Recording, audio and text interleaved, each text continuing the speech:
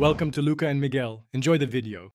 You start by confirming the essentials so apps install cleanly. Sign in with your Microsoft account in Settings and make sure Windows 10 or 11 is up to date. Updates fix dependencies. Open the Microsoft Store next and update the Store app itself. This avoids install errors. If you use a different region, set it correctly and add a payment method only if required. Once done, search for the app you want and click Install to begin the workflow. You now perform the core installation and create a desktop presence. After clicking Install, accept any permission or UAC prompt so files place correctly. Once the app installs, open Start and locate it. Right-click and choose More than Open File Location to reveal the executable or shortcut. From there, create a desktop shortcut or right-click the app and choose Pin to Taskbar.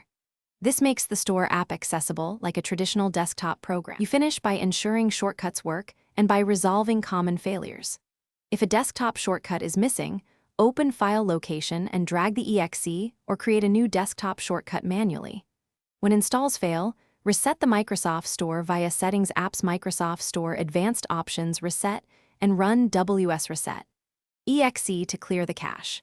Make sure you're signed into the correct Microsoft account and your network allows store traffic. If problems persist, restart Windows and retry the install. That often clears transient errors. Thanks for watching and please subscribe. It's the best investment you'll ever make.